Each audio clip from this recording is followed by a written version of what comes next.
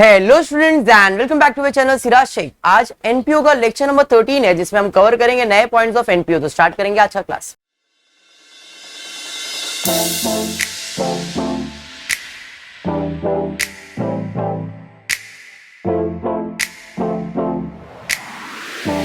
तो कल का जो लेक्चर था उसके अंदर मैंने आपको बताया था एक टाइप का सम जिसमें एडजस्टमेंट नहीं था, ऐसा टेबल बना के दिया था।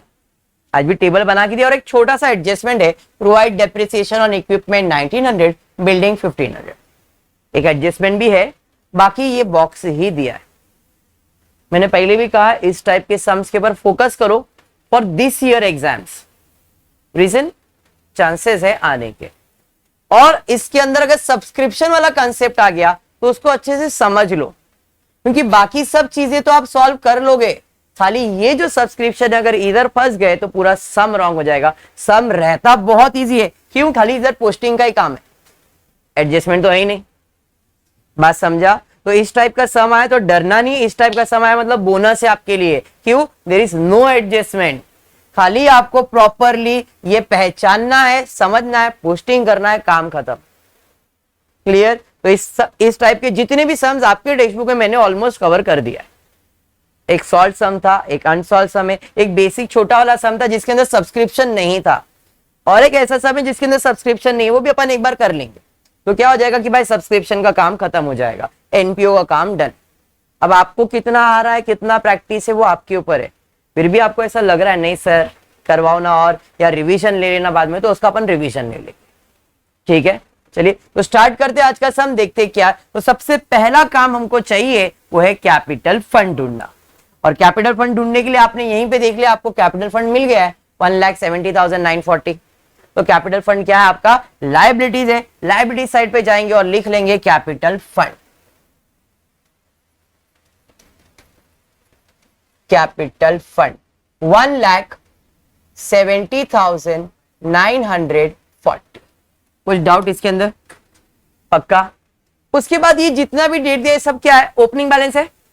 और ओपनिंग बैलेंस कहां जाएगा? ओपनिंग बैलेंस शीट के अंदर। बनाने की जरूरत है क्या? नहीं, बट हम इसे पोस्ट करेंगे। जैसे सब्सक्रिप्शन ड्यू का मतलब आउटस्टैंडिंग सब्सक्रिप्शन। आउटस्टैंडिंग मतलब मिलने का बाकी है। सब्सक्रिप्शन इनकम होता है। Anything received is my asset, मतलब ये जो सब्सक्रिप्शन ड्यू दिया है मुझे, वो कहां जाएगा? असेट साइड पे। अगर बैलेंस शीट बनाता तो subscription received in advance, liabilities, stock of medicine, very important point in this sum, stock of medicine। आपको पहले ही बताया था एनपीओ एक ऐसा संस्था है जो स्टॉक बिक में डील करती नहीं है, लेकिन अगर स्टॉक आ गया है मतलब आपको क्या करना है? फॉर्मेट। तो ये कौन सा स्टॉक है? यहां पे जो दिया है वो है आपका ओपनिंग स्टॉक, और ये जो दिया है वो आपका क्लोजिंग स्टॉक। समझा? ठीक है, तो ये बैलेंस शीट में नहीं जाने वाला है। एस्टिमेटेड, एस्टिमेटेड मतलब अंदाजा। Estimated value of equipment, equipment का वैल्यू दिया है। इक्विपमेंट आपके लिए क्या है? असेट। बिल्डिंग आपका असेट है। कैपिटल फंड तो लायबिलिटीज हो गया, इन्वेस्टमेंट आपका असेट। इतना समझ में आया? चलिए इसका फटाफट से पोस्टिंग कर लेते। आउटस्टैंडिंग सब्सक्रिप्शन कहां जाने वाला है भाई? आउटस्टैंडिंग सब्सक्रिप्शन कहां जाने वाला है? असेट साइड पे। असेट साइड पे जाता हूं और लिख लेता हूं आउटस्टैंडिंग सब्सक्रिप्शन। कितना है सब्सक्रिप्शन? 310 क्या 300? 310। उसके बाद क्या है? सब्सक्रिप्शन रिसीव्ड इन एडवांस, क्या है? लायबिलिटीज है। सब्सक्रिप्शन रिसीव्ड इन एडवांस कितना? 600। अरे बराबर है। उसके बाद क्या है? उसके बाद है स्टॉक ऑफ मेडिसिन। क्या करोगे स्टॉक ऑफ मेडिसिन के लिए? फॉर्मेट बनाओगे। किधर? एक्सपेंस साइड पे। क्या है format? To opening stock add purchase less closing stock. बराबर है कि नहीं? क्लोजिंग स्टॉक बराबर है। अब जो स्टॉक दिया वो कौन सा स्टॉक है? Opening stock. कितना दिया है? 8,000। बराबर, यहां तक क्लियर हो गया। उसके बाद estimated value of equipment. Equipment आपका क्या है? असेट है। असेट साइड पे हम लिख देंगे इक्विपमेंट। कितना दिया इक्विपमेंट का वैल्यू? 15,000। अरे समझा क्या? उसके बाद बिल्डिंग, बिल्डिंग क्या है? असेट है। My building is my asset. कितना दिया है? 40,000। नेक्स्ट उसके बाद क्या दिया है? उसके बाद दिया है कैपिटल फंड, लिख लिया 10% investment is your asset. 10% investment कितना? 1,00,000। पहला काम समझ में आ गया। ओपनिंग डेट से ओपनिंग बैलेंस शीट बनाना है कैपिटल फाइंड करने के लिए, वो तो हो गया। अब क्या? क्वेश्चन में रिसीव पेमेंट पे जाएंगे, मार्किंग करेंगे कौन सा चीज किधर जाने वाला है। बराबर है? चलिए फिर स्टार्ट करते। सबसे पहला है बैलेंस। क्या करोगे? इग्नोर। सब्सक्रिप्शन, डोनेशन, ब्रैकेट में वर्ड दिया है जनरल। जनरल का मतलब क्या है? नॉर्मली ऐसे दिया है। इसे आप रेवेन्यू कहो या जनरल कहो, इट इज सेम, मतलब आपके लिए इनकम है। Interest on investment, income. Proceed, proceed को दूसरा नाम है रिसिप्ट। प्रोसीड का मतलब receipt. Receive from charity show क्या रहेगा? अरे समझा? Medicine purchase, general expense, salary, stationery, expenses of charity. निब्बा ही रहोगे। अरे भैया साथ में प्रो बन जाओ। चैरिटी शो, प्रोसीड, एक्सपेंस साथ में क्या है? फिर surgery and dispensary expense, expense, equipment asset, balance asset. समझ में आ गया? बराबर। एडजस्टमेंट देखते क्या दिया है। एडजस्टमेंट में depreciation on equipment and building. उसके अलावा सब्सक्रिप्शन पे तो है ही है नहीं। स्टॉक ऑफ मेडिसिन पे एडजस्टमेंट जैसा कुछ भी नहीं। इस पे क्वेश्चन मार्क, जो क्वेश्चन मार्क है वो ऑटोमेटिकली सॉल्व होएगा, आपको टेंशन उसका लेना नहीं है। मतलब एडजस्टमेंट सब्सक्रिप्शन के ऊपर है, इक्विपमेंट पे है और बिल्डिंग पे। चलिए ठीक है, तो इक्विपमेंट इधर किधर दिख रहा है? हाँ, इक्विपमेंट यहां पे है भाई, इसको स्टार मार्क कर दो, इसके ऊपर तो एडजस्टमेंट है। उसके बाद बिल्डिंग बाय डिफॉल्ट आपने लिख के रखा है, सब्सक्रिप्शन के ऊपर एडजस्टमेंट है। उसके अलावा इंटरेस्ट ऑन इन्वेस्टमेंट। सर क्यों? क्योंकि आप देख सकते हो आपके पास इन्वेस्टमेंट था, 10% इन्वेस्टमेंट था, तो ये हिडन एडजस्टमेंट आ गया। बात समझा ये? इसलिए मैंने इंटरेस्ट को मार्क किया है। मतलब अब क्या? अब सीधा सीधा posting, income income income income, expense expense, asset asset, खत्म है। चलिए स्टार्ट करेंगे। सबसे पहला क्या है? सब्सक्रिप्शन। कहां जाएगा सब्सक्रिप्शन? इनकम साइड पे। एडजस्टमेंट है हाँ जी, बाय कितना है सब्सक्रिप्शन? 15, 52। देखो ना कितना दिया, 52,000। तो बाय सब्सक्रिप्शन 52,000 इनर कॉलम में, क्योंकि एडजस्टमेंट है। हर्ष उसके बाद क्या दिया है? उसके बाद दिया डोनेशन जनरल पर्पस के लिए, मतलब आपका क्या है? इनकम है, by donation. Directly outer column में 17,500। Any doubt? नेक्स्ट उसके बाद क्या है देखो जरा। उसके बाद दिया है इंटरेस्ट ऑन इन्वेस्टमेंट। कहां जाएगा? इनकम साइड पे, बाय इंटरेस्ट। कितना है? इसे मैं इनर कॉलम में लिख रहा हूं, हिडन एडजस्टमेंट। नेक्स्ट उसके बाद क्या है? प्रोसीड्स। भाई ये तो निब्बा निब्बी जैसा ही है। 8,530 आया, 8,530 आया और गया कितना? 550। 7,980 क्या है? इनकम। क्योंकि आया इतना गया इतना है ना, तो ये आपका क्या बन गया? इनकम। समझ में आया? तो इनकम साइड पे लिख देंगे क्या है ये? क्या है ये?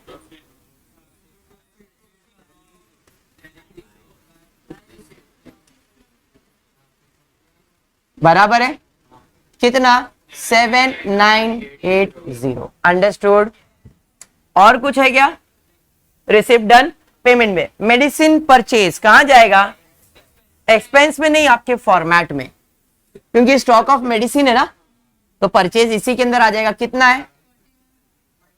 41,000। अरे समझा? फिर उसके बाद क्या है देखो जरा। उसके बाद जनरल एक्सपेंसेस, जैसा दिया है वैसे ही जाएगा जनरल। कोई एडजस्टमेंट है क्या? नहीं। जनरल एक्सपेंस कितना है? 1050। उसके बाद क्या है?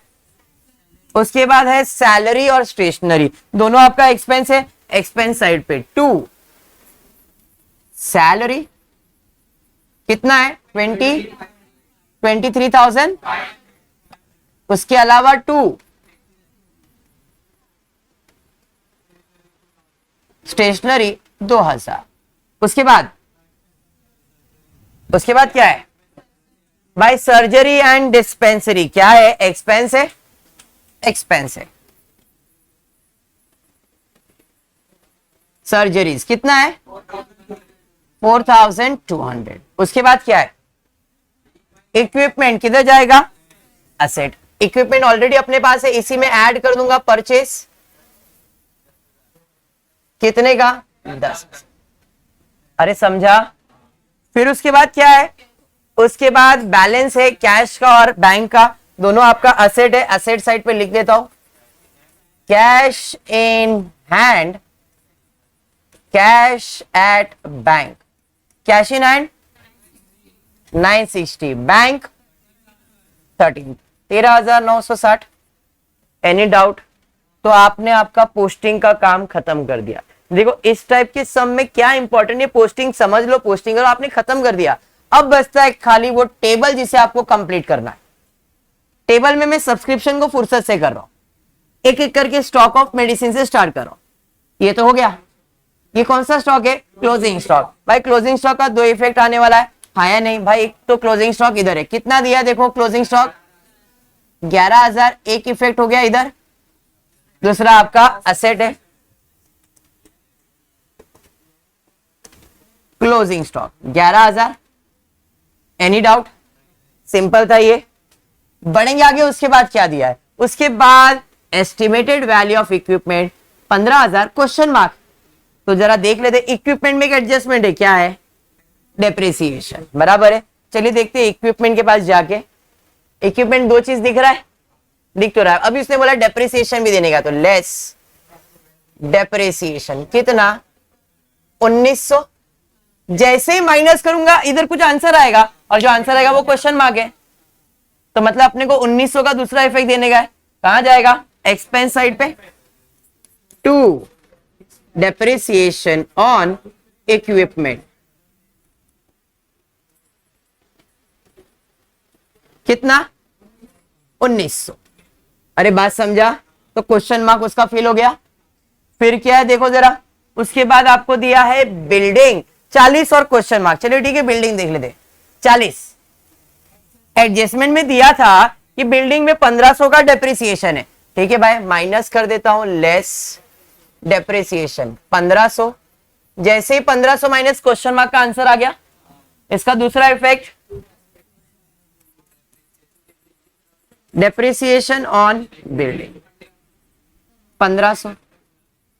सिंपल था, सोचने जैसा नहीं था। ये टाइप का सम आता है तो मजा ही आएगा, खाली आपको प्रॉपर समझना है। भाई बिल्डिंग हो, कैपिटल फंड भाई ये तो एंड में मिलेगा।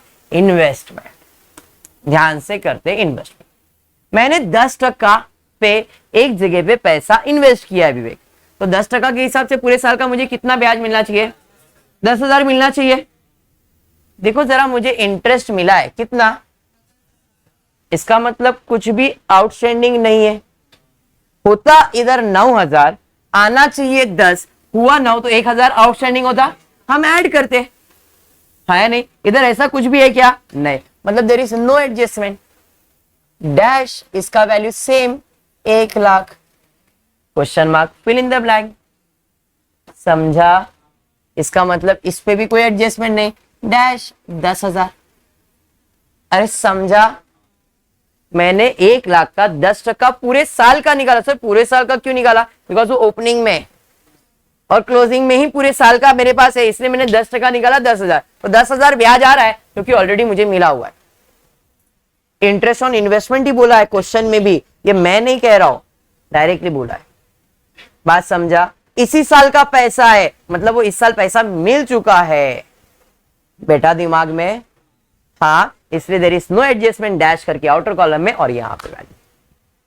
क्लियर, पक्का। चलिए बढ़ेंगे नेक्स्ट। और कोई क्वेश्चन मार्क है क्या? खत्म। अब खाली सब्सक्रिप्शन, पहले पुराना फिर नया। नए को तो सोचना भी नहीं, पुराना समझ लो।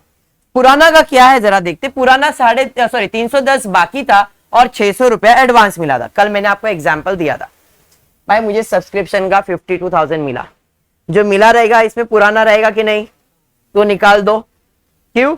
पिछले महीने का हिस्सा दिया ना भाई, मतलब पुराना हिसाब निकाल दो। Less outstanding of previous year कितना? 310, ये निकाल दिया भाई, तेरा हिसाब डन। लेस पेड ऑफ 310 नील हो गया भाई, हाँ या नहीं? पिछले साल का एडवांस था तो इसके अंदर हमको ऐड करना पड़ेगा। ऐड रिसीव इन एडवांस, कितना मिला था? 600। अरे बराबर,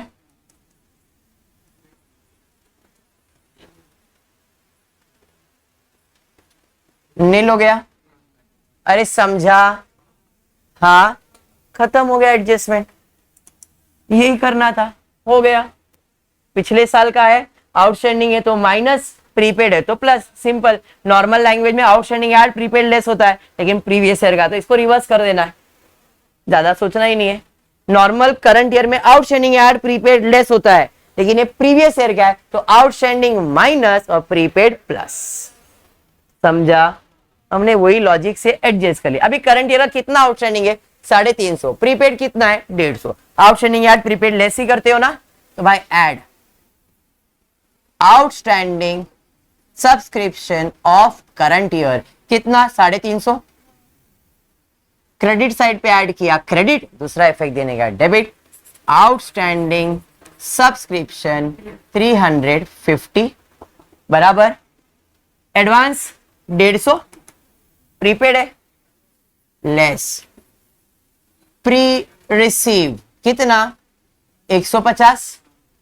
क्रेडिट साइड पे माइनस किया डेबिट, दूसरा इफेक्ट देने का subscription receive in advance of current year कितना? अरे समझा? हो गए सारे एडजस्टमेंट सॉल्व। क्लियर है? पक्का? इस टाइप का सम्स का अप्रोच समझ में आया है? पक्का? अब इसका बचता है क्लोजिंग, ये आज आप सॉल्व करोगे। ओके, होपफुली आपको वीडियो पसंद आ रहेगा तो प्लीज वीडियो को लाइक कर देना, फ्रेंड्स ग्रुप में शेयर करना और चैनल को सब्सक्राइब करना। Thank you for watching the video.